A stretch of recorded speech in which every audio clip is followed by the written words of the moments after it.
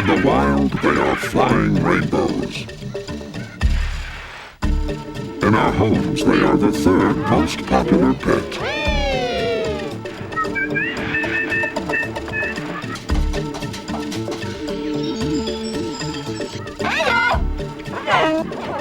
Part of their charm is that they love attention. And parents will do almost anything to get it.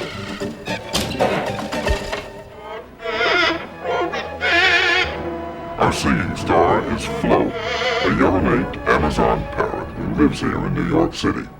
Flo can imitate any sound, but she especially loves to sing. Anything from grand opera to her new favorite, Aretha Franklin. But parrots are much more than mere mimics. Believe it or not, their intelligence has been compared to chimps and dolphins. But they go one step further. They talk to us in our own language.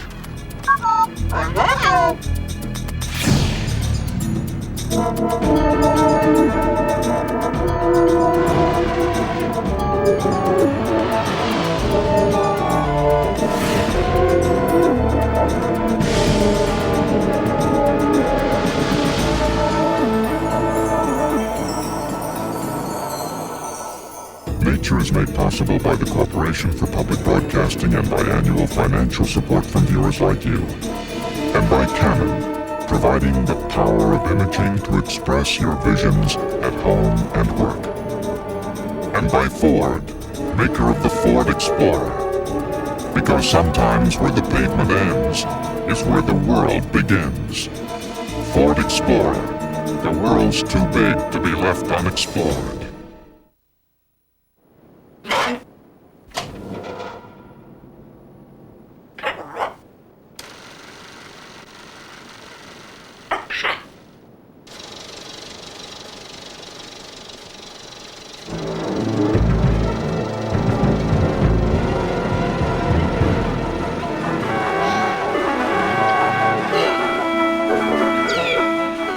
Have fascinated people for a very long time.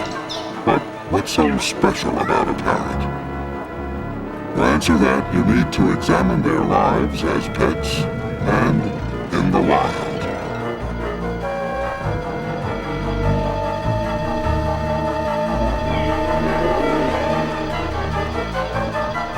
This is an investigation into the power of parrots. For evidence, we'll call on science, pet owners, and parrots themselves.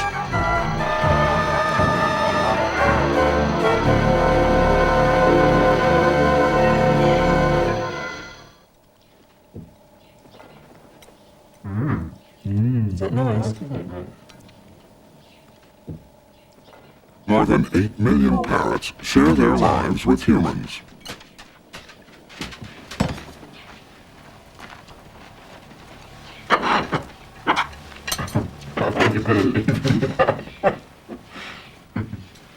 Why are they so appealing?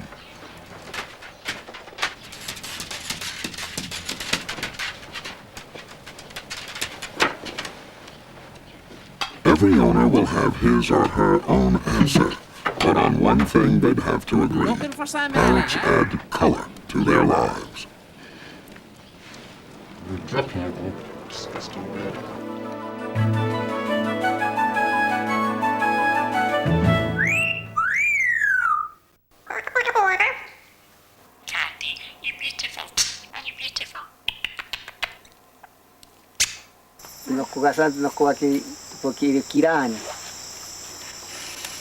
Me gustan los guacamayos especialmente porque son las aves más espectaculares de la tierra. Y también me gusta mucho su curiosidad, inteligencia y su colorido.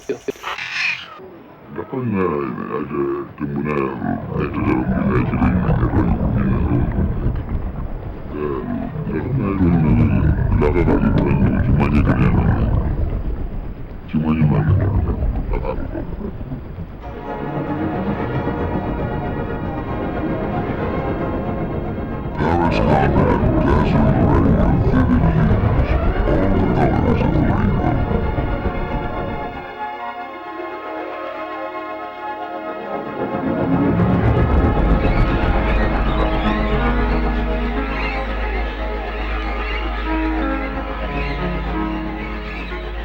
These are wild birds, appropriately named rainbow lorikeets. They fly in each morning for a free breakfast.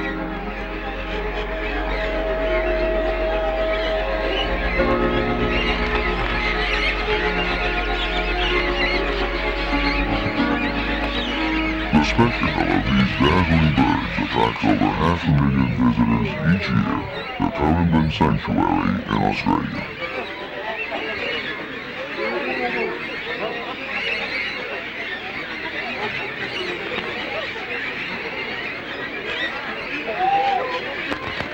This is not an isolated event. Wherever parrots and people meet, these resplendent birds delight our senses and charm their way into our hearts.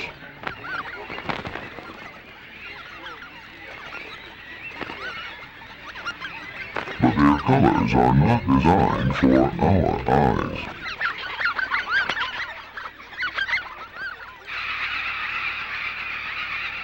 There are over 300 species of parrots in the world. The majority come in one basic color, green. In the wild, this acts as camouflage, helping them blend into the leafy treetops.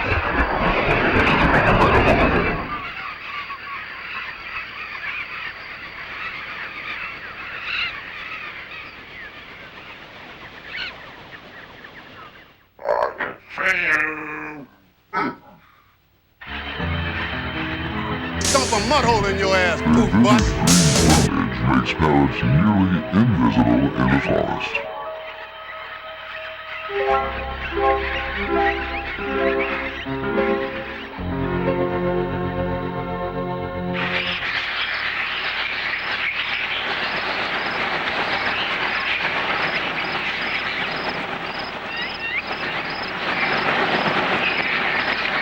Wild budgerigars are budgies in the outback of Australia.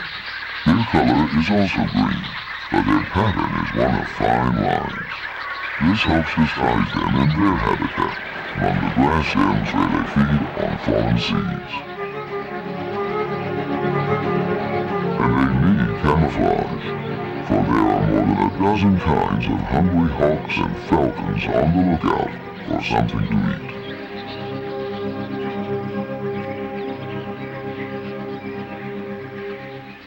Traveling in such large flocks is another protective measure.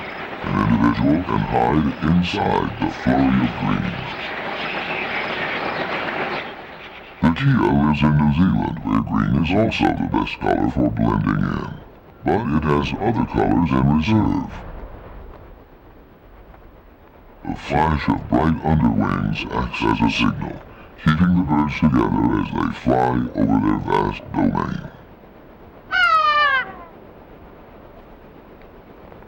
This is color for communication. Both male and female Kias have the same plumage, but that's not always the case.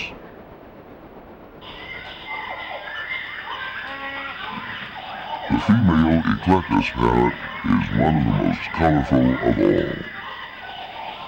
The male looks so different that it was once thought to belong to another species, but the birds know exactly what to look for in a mate. When males and females began to court and spar, scientists knew they were really two of a kind.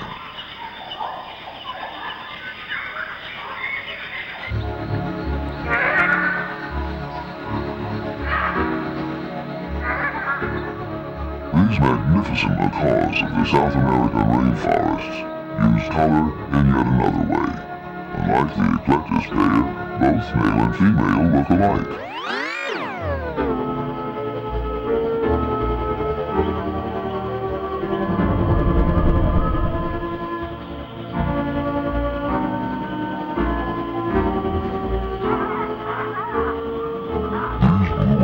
Macaws are certainly not camouflaged against the forest.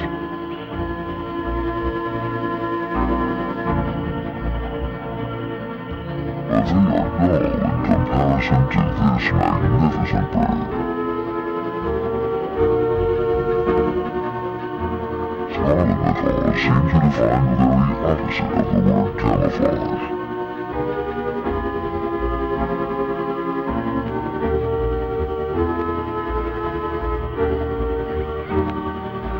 large macaws appear to be using color as a way of emphasizing their health.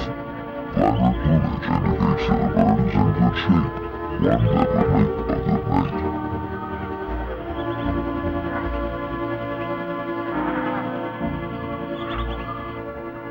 The older the birds are, the more intense the colors become.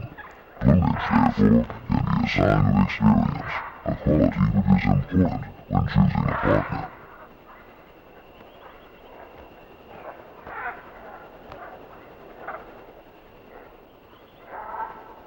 This is color as advertising.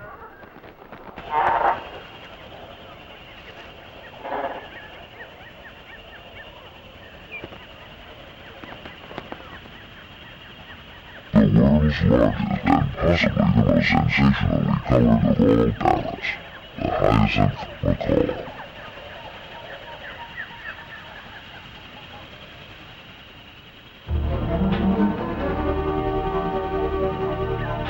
These beautiful and rare birds live in the wooded grasslands of Brazil. You don't really know why they're so brilliantly colored, but if you're this big, you don't have many predators, so there's no reason you can't be as bold and bright as you want to be.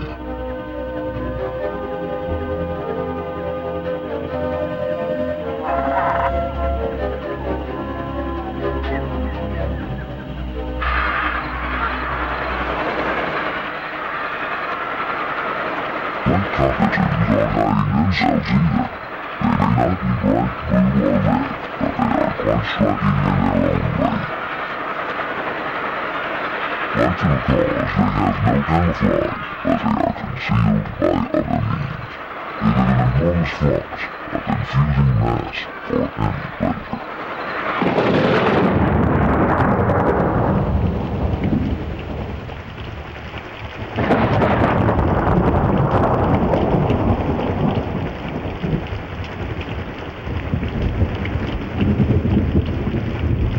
Whatever your color, you have to keep your plumage clean.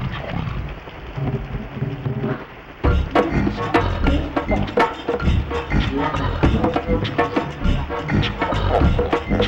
only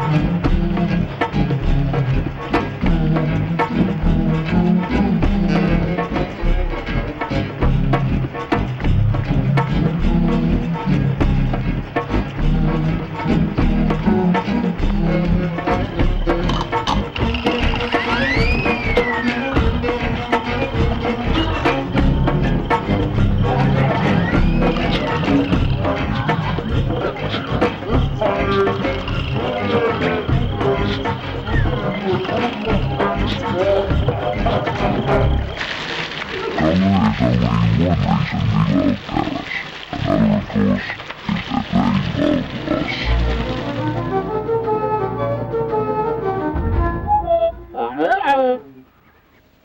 that they love us. They're very affectionate creatures. They want a lot of loving. They gives me so much love. And I think he thinks I'm a budgie, like him. And I think he's a human being like me.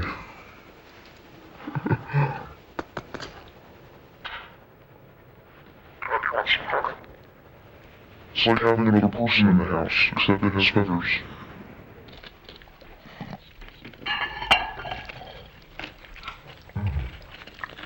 Listen here, you put yours back there. That's nice, babe. Thank you, Mom. Parrots form strong bonds with their owners, and treat them as honorary members of their own kind.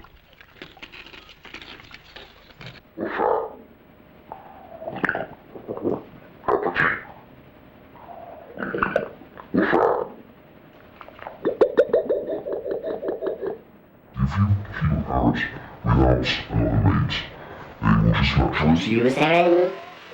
And It's that closeness, that intimacy, and that loyalty which is so wonderful about these birds. He talked to me a lot, and I think he throws all his love out to me now. I think it's because he loves me so much. That's why I like him so much, really. Because he likes me. When Harry met Janet, he fell out of love with Kathleen. I don't like Harry. I don't like Harry at all. For simple reason, they don't like me. Watch. See, I can't even get near him, look. This is what I get as soon as I go near him. See?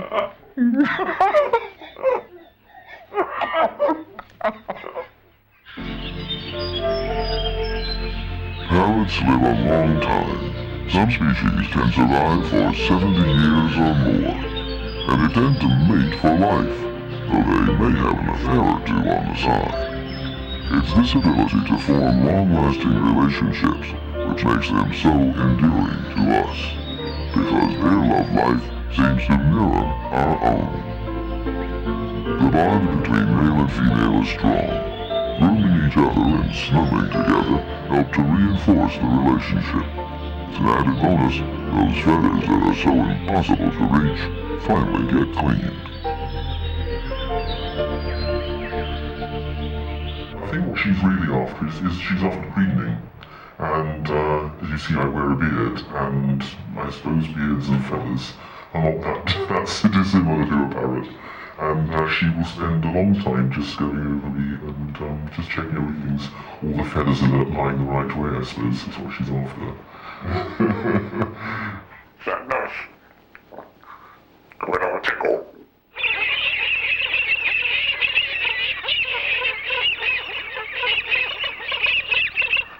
Tickle, tickle. Tickle, tickle. Oh, dear.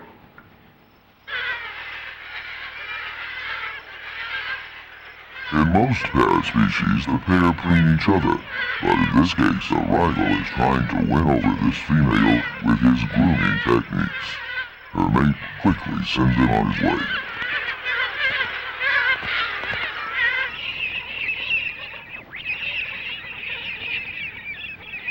Most socializing takes place in the evening. Some pairs sort out the day's disputes. Others reaffirm their allegiance.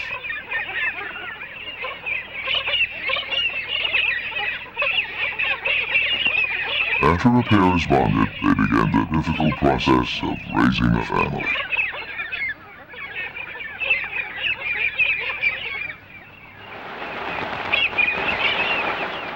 Here, many parrots face a problem. They nest in tree cavities, but these are often in short supply. This is especially true for the larger species, like this hyacinth macaw, because big holes are even harder to find. Even if they're not ready to nest yet, once they found a cavity large enough to raise the next generation, they return every day throughout the year to make sure that no one else has moved in. Palm cockatoos defend their precious home from envious neighbors by displays, calls, and by tapping on a hollow tree stump. It's a proclamation of ownership.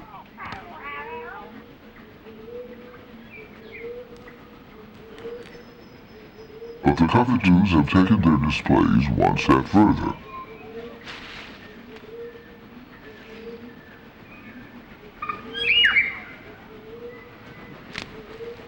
They've invented a means of amplifying their claims.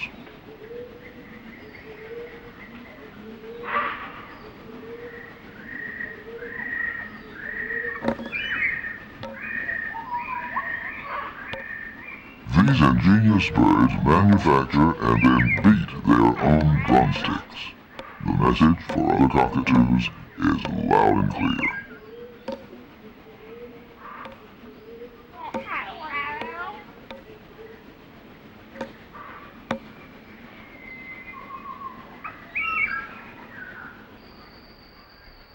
Most parrots nest in tree hollows, but some prefer a more unorthodox location. This caribou stork has worked hard to build its huge nest, and these monk parakeets take full advantage of this spacious real estate. They become tenants in the caribou's towering nest. They build their own basement apartment.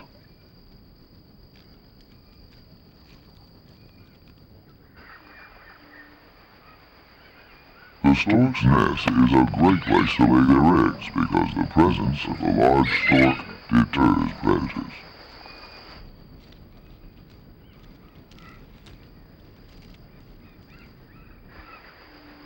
But this story is an exception to the rule.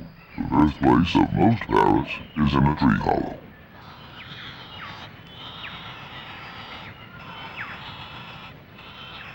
The chicks inside this nest are remarkably safe and well taken care of. The laws are very attentive parrots. This faithful nature of parrots is what makes them loving companions for people. But there's much more to their appeal.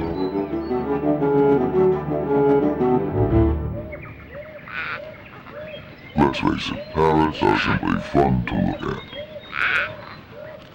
It's not just the colors, but the whole package. Big round heads, beautiful eyes, soft feathers, and their amazing claw and eye coordination. Their bill is an incredible tool designed for cracking open.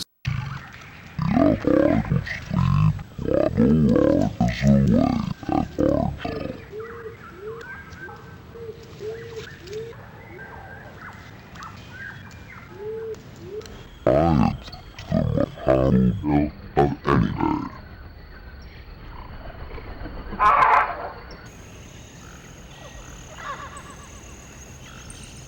If there's a tough nut to crack, this is one of the few birds that can do the job. The force behind this huge bill comes from powerful jaw muscles, which require a massive skull for support. This macaw is a specialized feeder. These are some of the hardest nuts in the world.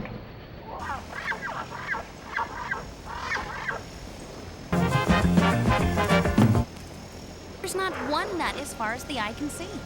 We're going to look for some nuts now. Hermie! The bill is the essence of a bird. Meet It Gigi, dictates what it can God's eat little and where princess. it can live. As a nut can drive everybody, well, nutty. This year I'm presenting my ultra-fabulous, super extraordinary, breathtaking, head-shaking, heart-pounding nut collection. Nut hunting. While the hyacinth can feed on one type of palm nut by itself, it depends on a surprising ally to eat the other, cattle.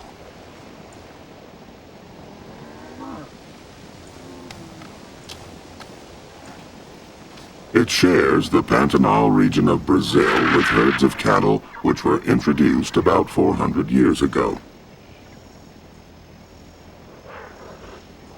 The cattle eat nuts, but their bodies can only use the outer coating. The seeds pass through their systems undigested. After the herds move out of an area, the hyacinths move in, picking out the seeds from the cattle's droppings. At least it saves them the trouble of having to crack the nuts.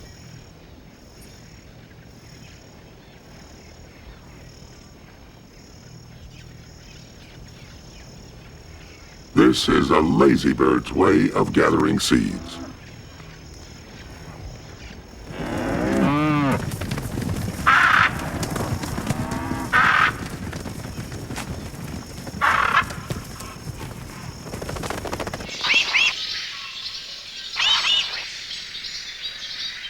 Rainbow lorikeets have a bill which is really just a container to hold a remarkable tongue. They use this long tongue to sip nectar and scrape pollen from flowers.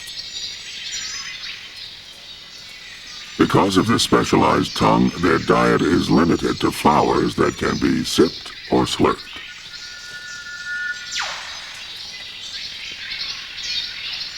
In complete contrast, these macaws are true generalists. They feed on hundreds of different trees. Their problem is finding food, because many trees in the rainforest do not produce fruit in any predictable pattern. The macaws have to search far and wide to find their next meal. Once found, the huge bill quickly gets the job done, aided by a foot that acts more like a hand. Parrots have to solve a variety of problems in their complex forest world. They are highly intelligent birds. That much is obvious to even the casual observer. But just how intelligent are they? For that answer, it helps to look at them in another environment.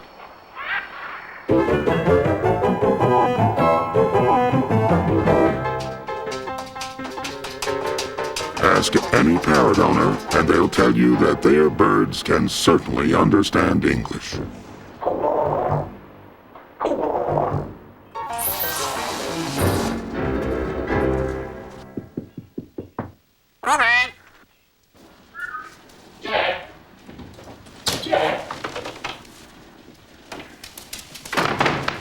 Darling? Okay.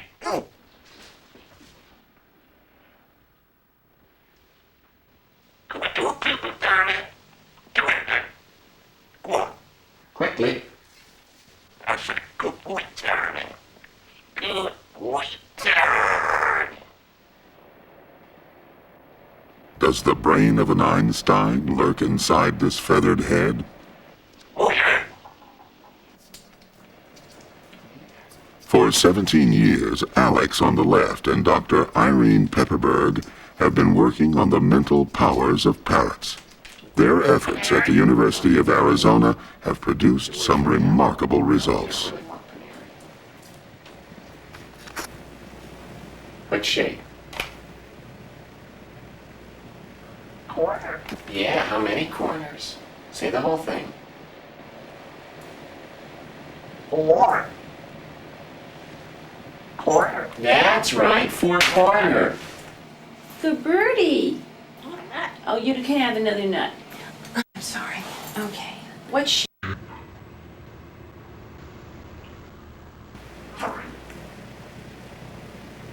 That's right, 3-corner. That's a good boy. Well, tell me what color. Green, okay. Okay, here's that nut. Okay. And what toy? What toy? Truck. You're a good boy. Okay. Alright, let's do something a little bit more difficult. Okay, tell me, how many? You're right. Good parrot. Yes, you can have enough. Alright, now look. Tell me what's different. Good parrot. You're right. Different color. Alright, now look. Tell me, what color bigger? What color? Good boy. Green bigger. Good parrot. Oh, you're a good boy today. Yes, 3 different questions on the same objects. Good parrot. Yes, you're a good boy. What we've found out is that a bird with a brain that is so different from mammals and primates can perform at the same level as chimpanzees and dolphins on all the tests that we've used, and performs at about the level of a young, say, kindergarten-age child. So whoever coined the term bird brain certainly never met a parrot. But how do they use this prodigious intellect?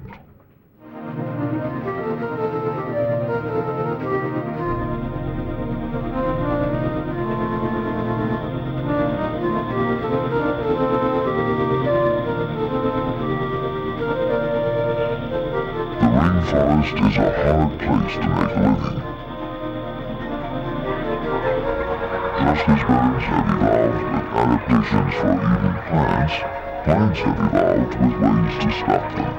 Many plants have laced their seeds with poison. But some parrots have found a way to have their plants and eat them too.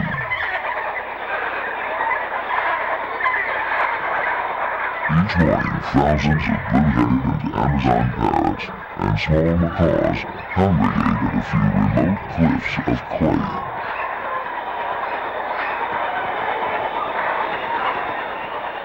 They're not here to socialize, it's too dangerous to be on the ground. The birds have come to eat the clay.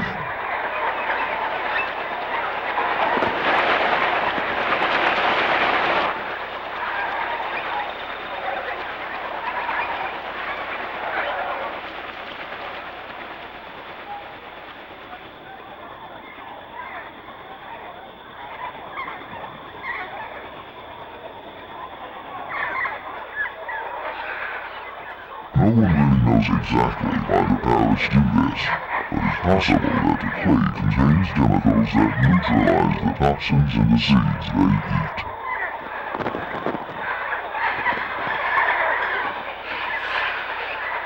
This is an ingenious solution to a very irritating problem.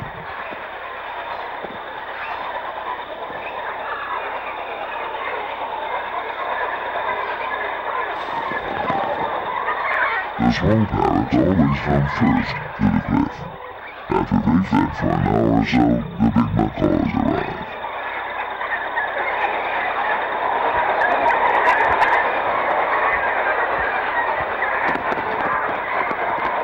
Then they just take over the cliff, by force if necessary.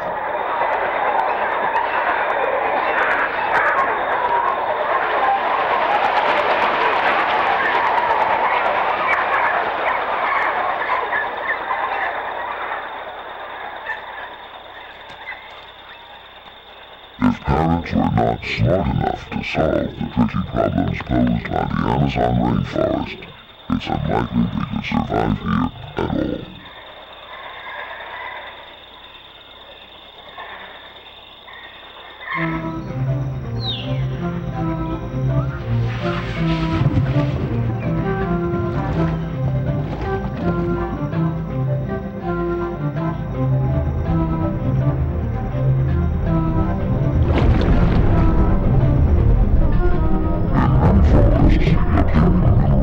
Salts is a major problem for wild creatures. Butterflies can suck up liquid from damp ground. They have to drink huge quantities to extract even a tiny amount of minerals.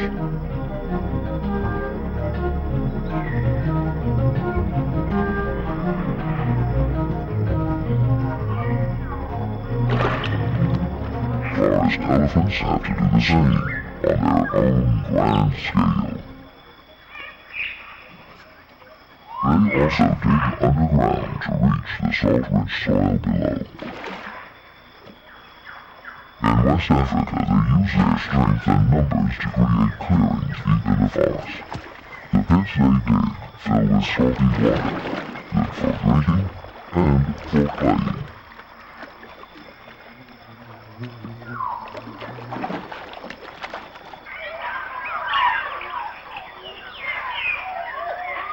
But what about the African gray parrots that share these forests with the elephants and butterflies? How do they get their daily dose of minerals?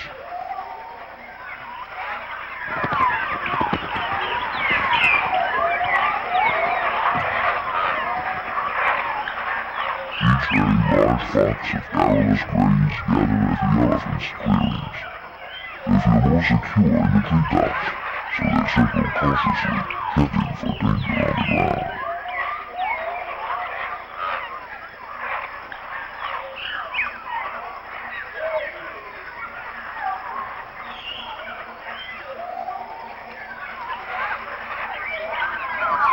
When they're sure it's safe, they descend. Here, carefully watching out for elephant feet, they feed on special plants which grow in salty soil. The salt from the soil is stored in their leaves, a convenient package of mineral supplements for the parrots.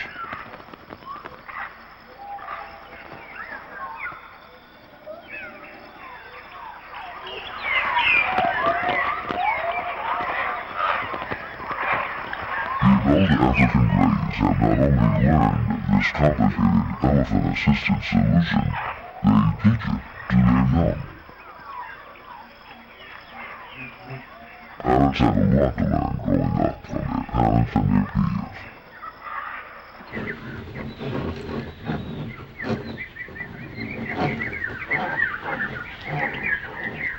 Noel Snyder has a finishing school for parrots. He's raising some endangered thick-billed parrots in the hope of releasing them into the wild. You would think that eating would come naturally, but these captive-raised birds are struggling to get the hang of it. The skills involved in eating pine nuts only developed through months of trial and error. Nonetheless, pine seeds are the main food of this parrot in the wild. Thick-billed parrots once lived in the Chiricahua Mountains of Arizona, but they were hunted out a long time ago. Snyder's goal is to re-establish the species here, but he can't release captive reared birds until they learn what and how to eat. Snyder's school teaches the birds important survival skills. For some of these classes, he uses role models, wild-caught birds from Mexico. In part, the others can learn by observing these streetwise individuals.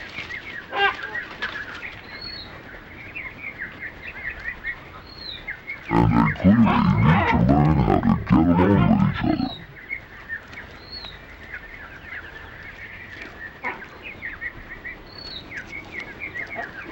The birds are very curious about the pine cones and make repeated attempts to get the seeds out. While the novices fumble, the experts show them the proper We're going to way look for some nuts now. The heavy bill of these birds is adapted to eating very tough pine seeds. But without training and experience, the birds simply don't know how to use their bills effectively.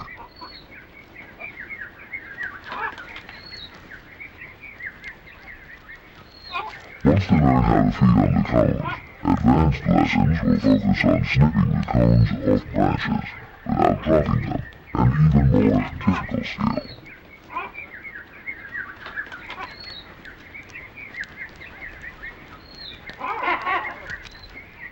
This process is slow and tedious, but eventually the class becomes competent at feeding themselves.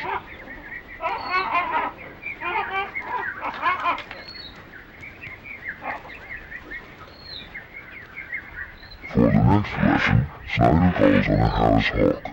This time he's trying to enhance the parrot's abilities to recognize danger.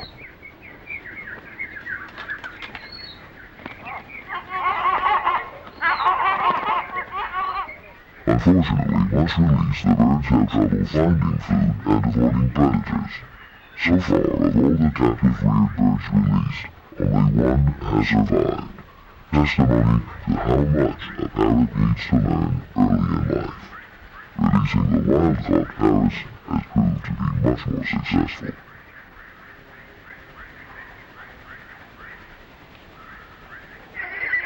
Sometimes parrots are too smart for their own good.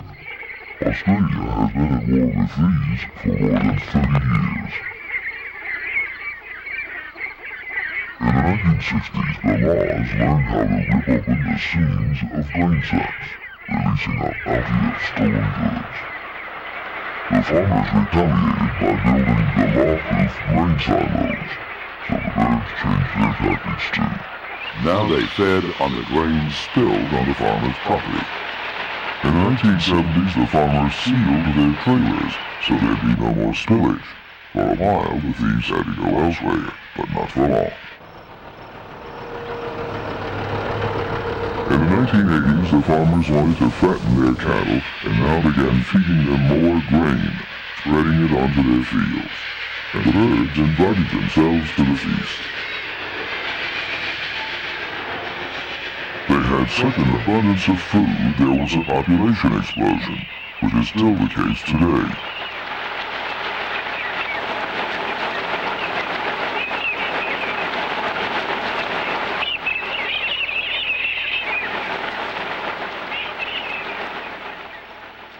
Though it may seem like the birds have outwitted the farmers, this was not the end of the story.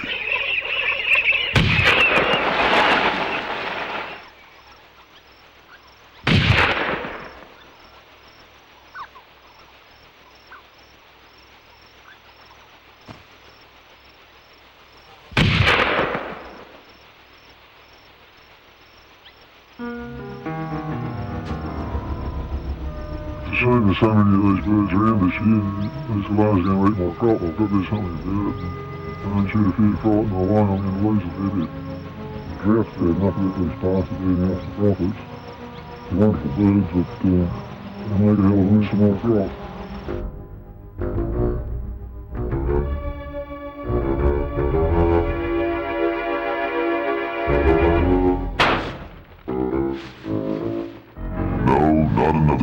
casualty of war, just a little play acting. Playfulness is one of a parrot's most delightful attributes.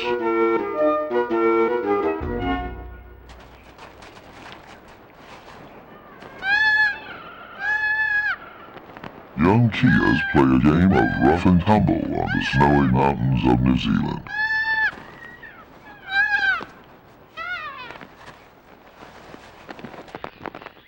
And these rainbow lorikeets have the same idea. Of course, these scuffles are probably learning experiences, helping individuals establish their social status.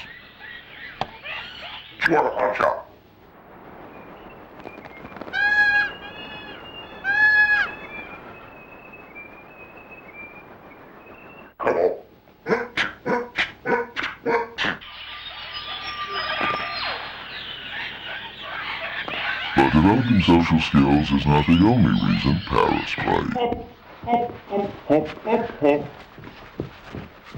Over. Good lad. Sometimes parrots just want to have fun.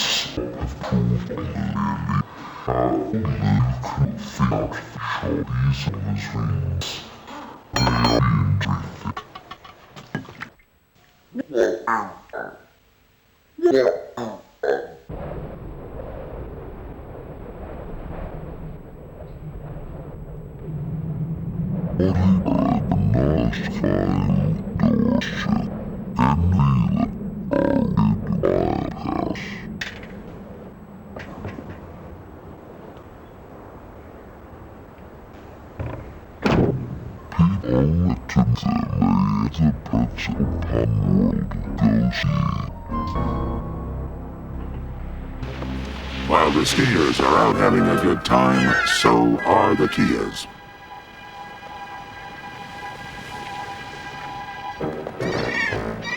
These are adolescent birds.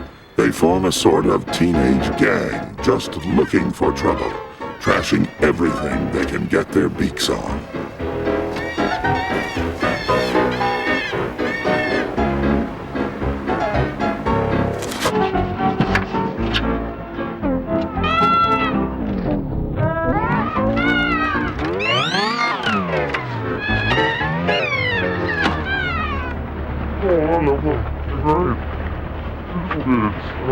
Lots of color on the wings.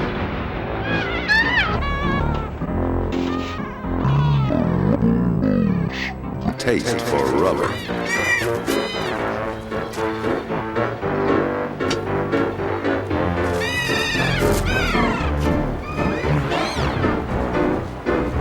As a demolition team, they're hard to beat.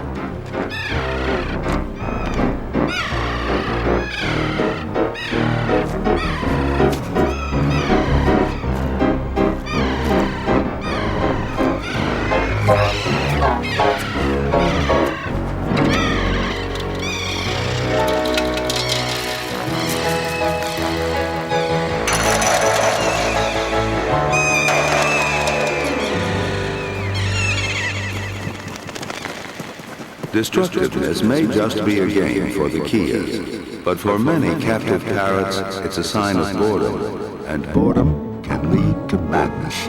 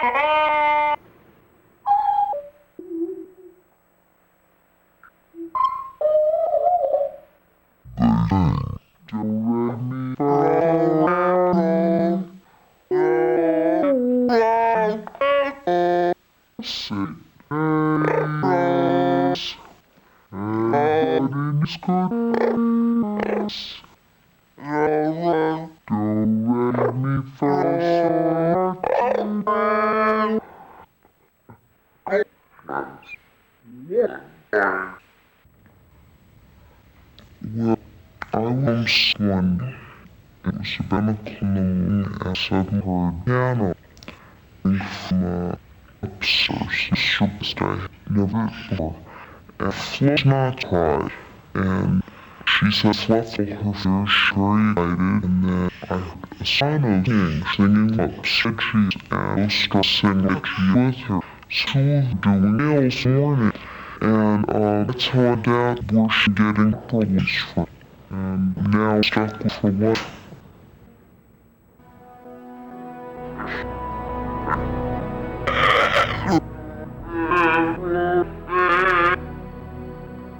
Some evil kept on and licks